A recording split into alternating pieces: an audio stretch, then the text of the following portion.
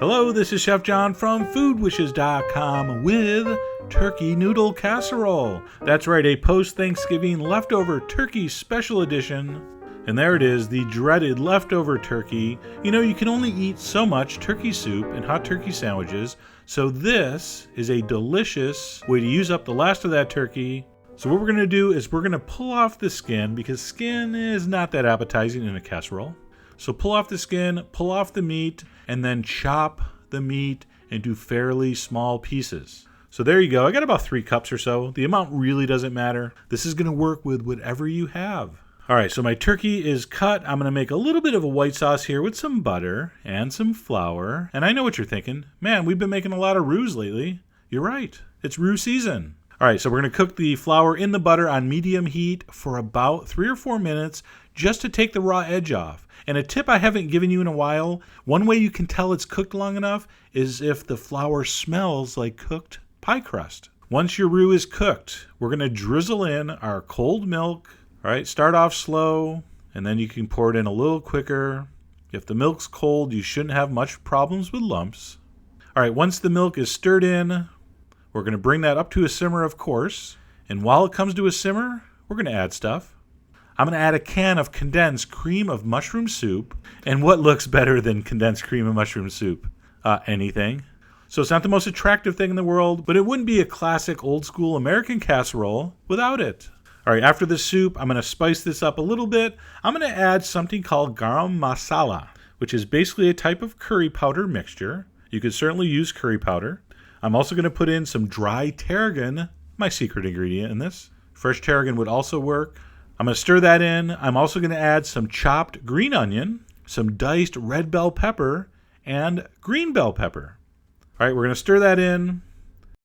We're still on medium heat. We're going to bring that up to a simmer. Make sure you stir occasionally. All right, you can see it bubbling up around the sides there. Let that cook for about 2 minutes and then turn off the heat. Very critical, you turn off the heat at this point before you add the cheese. I'm using a mixture of white cheddar and pepper jack. And not just any pepper jack, habanero jack. All right, so the cheese goes in, the heat is off. As soon as the cheese melts, which is only going to take a couple minutes, just set it aside and reserve till needed, which isn't going to be long.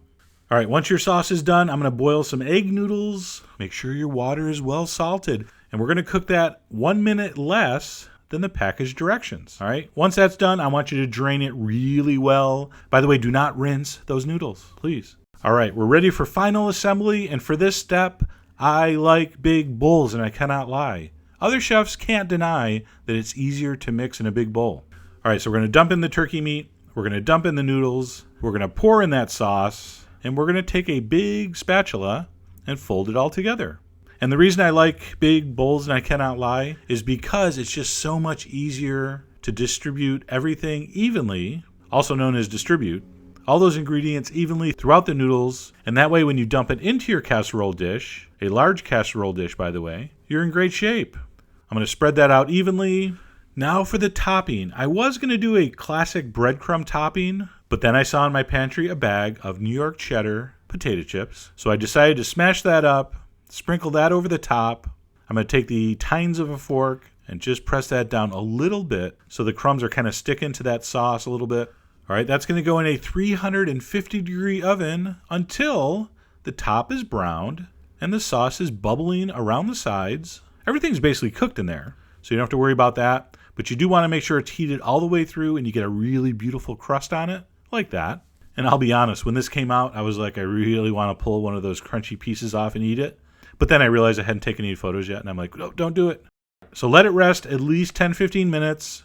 Serve it up and dig in. It's so delicious. You'll totally forget you've been eating turkey for the last 3 days. It'll be like a whole new experience. I think the peppers and spicy cheese really help. And you know what? Things that are topped with crispy potato chip crumbs are never bad. So anyway, I really hope you give this a try after your Thanksgiving feast. Head over to foodwishes.com for all the ingredient amounts as usual. And as always, enjoy.